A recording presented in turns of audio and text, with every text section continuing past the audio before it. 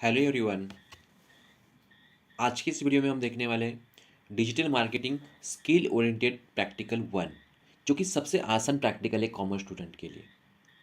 Means अगर आपको practical exam में ये क्वेश्चन आ गया तो आप लकी पर्सन समझे जाओगे, क्योंकि ये इसमें आपको कुछ करना भी नहीं है, सिर्फ आपको एक कॉपी पेस्ट का ही काम है और उसके आंसर भी आपको इसमें मिल जाएंगे। तो चलो आइए देखते हैं। तो ये प्रैक्टिकल है आपका कि आपको क्या करना है। आपको एक वेबसाइट का एसईओ ऑप्टिमाइजेशन रिपोर्ट जनरेट करना है, बाकी कुछ नहीं।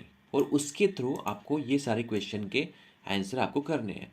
ये जो 5 क्वेश्चन आपको दिख रहे हैं ना, इसके आंसर आपको करने हैं। तो ये आंसर आपको अपने मन से करने हैं क्या? नहीं, ये आंसर सब आपको आपके रिपोर्ट में मिल जाएंगे। इसलिए ये जो प्रैक्टिकल है ना, सबसे आसान हो जाता है। ये प्रैक्टिकल देखा जाए ना, 1 मिनट के अंदर हो जाएगा। तो कैसे करना है?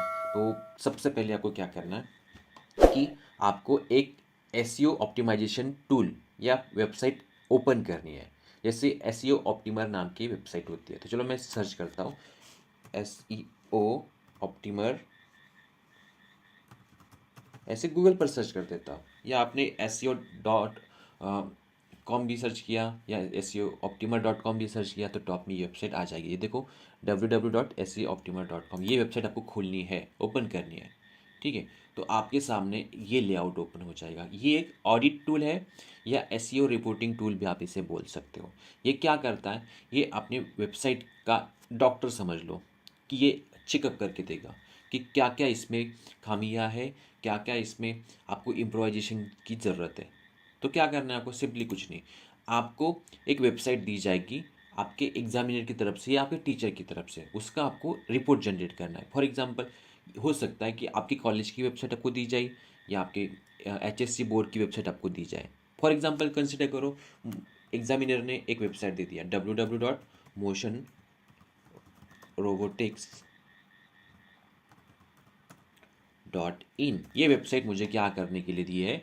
ऑप्टिमाइजेशन रिपोर्ट जनरेट करने के लिए एग्जामिनर ने या आपके टीचर ने दी हुई। हो सकता है कि आपको आपके टीचर अलग वेबसाइट दिए। ये सिर्फ एग्जाम्पल के लिए, और कुछ नहीं करना है। आपको सिर्फ ये वेबसाइट टाइप करना है, ठीक है।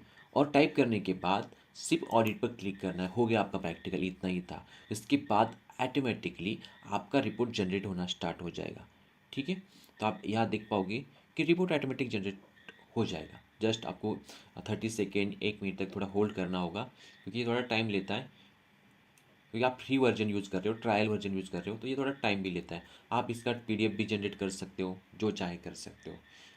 और इसके बेसिस के ऊपर आपको क्या करना है, आपको आंसर देने हैं जो पूछे गए हैं प्रैक्टिकल में।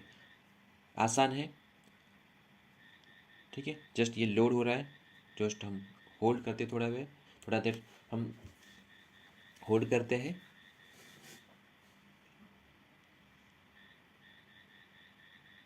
ये देखो 30%, 36, 37, ये अभी रिपोर्ट आपका जनरेट हो रहा है। हो सकता है ये आपको 30 सेकेंड से लेकर 1 मिनट तक डिपेंड करता है आपका इंटरनेट कनेक्शन। वैसे मेरा आज थोड़ा स्लो चल रहा है, इसकी वजह से टाइम ले रहा है। और ये देखो, और इसी बेसिस के ऊपर वो क्या करता है, रिपोर्ट जनरेट करता है। बस आपको इतना ही करना था, ठीक है।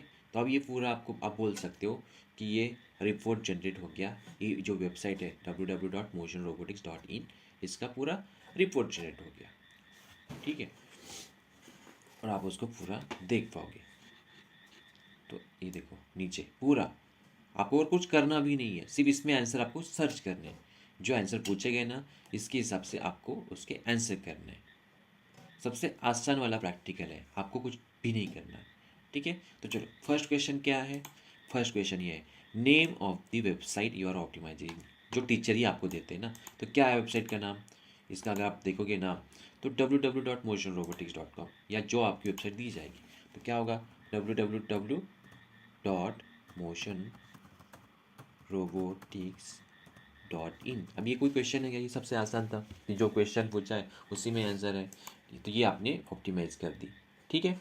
Weather the site has title tag, अभी हमें चेक करना है कि रिपोर्ट में चेक किया गया है कि साइट को टाइटल टैग है या नहीं। तो चलो जाके देखते हैं टाइटल टैग है या नहीं।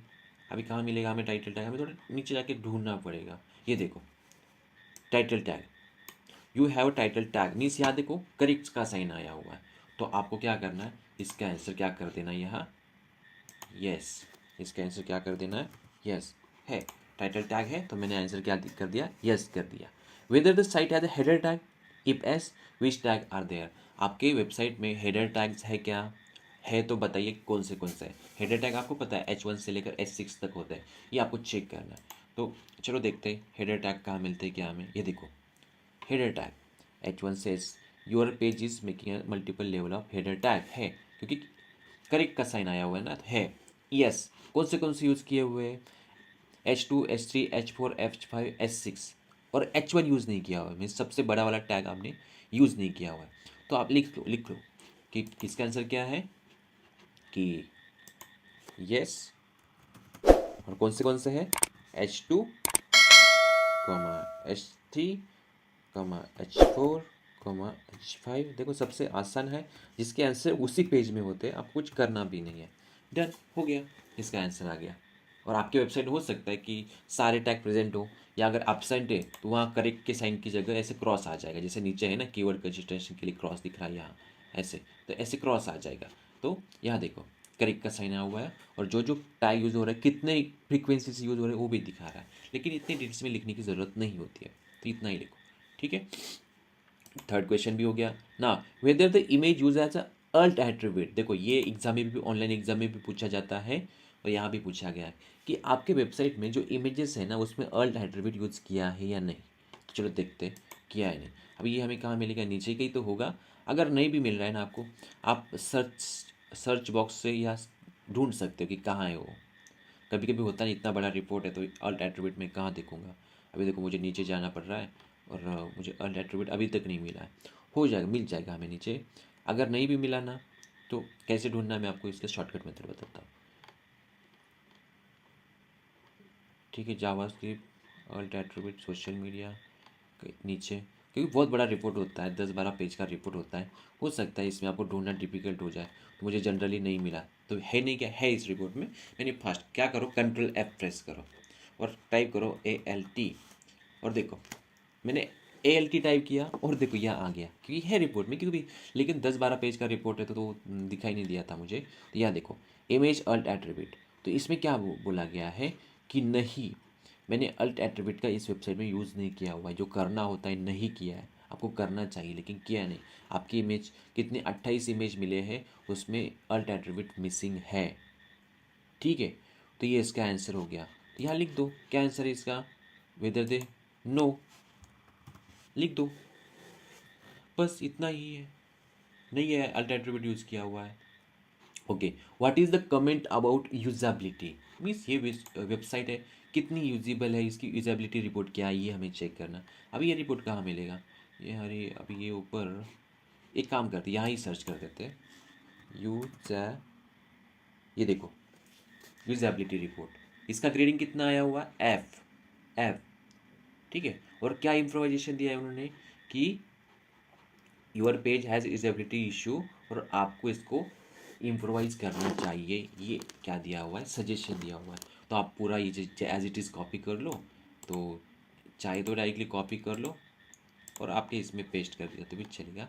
बाकी तो चलो यूजेबिलिटी के ऊपर आपका रिपोर्ट भी आ गया। तो कमेंट क्या है, आपको आपकी वेबसाइट को योर पेज क्या करना चाहिए, इम्प्रूव करना चाहिए यूजेबिलिटी। अभी यहाँ चलो कोई बात नहीं, यहाँ फिट नहीं हो रहा है, लेकिन आपको क्या करना होता है, लिखना होता है उधर, तो आप लिख सकते हो। यहाँ से कॉपी करना मीन्स आपको देखो मन से कुछ नहीं करना है, सब कुछ आपको रिपोर्ट में आ जाता है तो यस बोलो, नहीं तो नो बोल दो, वहाँ आपको अपने मन से कुछ नहीं लिखना है। तो इसलिए सबसे आसान प्रैक्टिकल ये हो जाता है। और उसके बाद क्या करना होता है, अगर एग्जामिनर ने या आपके टीचर ने बोला ना, तो इसका सिर्फ आपको प्रिंट देना होता है, 10-12 पेज का होता है, और प्रिंट आउट अटैच करना होता है, ठीक है। डायरेक्टली यहाँ से प्रिंट करके आप वो रिपोर्ट जनरेट, या कभी कभी ये फर्स्ट पेज का भी रिपोर्ट पूछते हैं कि चलो जो भी ग्रेडिंग है ना, जैसे on page SEO, link, usability, performance, ये जो की फैक्टर्स है ना एसईओ के, तो इसके आपको ग्रेडिंग लिखनी होती है, सी एफ। यूजेबिलिटी के लिए क्या ग्रेड है, एफ, तो हमने वो भी लिखना होगा। यहाँ देखो स्टार्टिंग में एफ ग्रेड लिखो, वो भी लिख दो, मैं भूल गया था। ऐसे तो सबसे आसान प्रैक्टिकल है, कुछ करना नहीं है, बस जो है वही लिखते जाओ। तो ये अगर किसी को आ गया तो समझो कि सबसे आसान प्रैक्टिकल आपको मिला है और आप इजीली उसके आंसर लिख सकते हो। और इसके आंसर 5 क्वेश्चन है, 5 क्वेश्चन के आंसर आपके जो प्रैक्टिकल एग्जाम में आंसर शीट होता है ना उसके ऊपर लिख दो और उस रन करके आपके एग्जामिनर को भी दिखाना है, प्रिंट आउट लेना है। सबसे आसान प्रैक्टिकल है, ठीक है। और जो सेकंड वाला एसओपी है ना वो भी इसकी तरह ही है, ज़्यादा कुछ डिफरेंस नहीं है, ठीक है। लेकिन चलो आज का सेशन एक प्रैक्टिकल का था, एक प्रैक्टिकल के लिए था। तो digital marketing skill oriented practical 1 हमारा कंप्लीट हो गया, ये जो कि कॉमर्स के स्टूडेंट का प्रैक्टिकल है।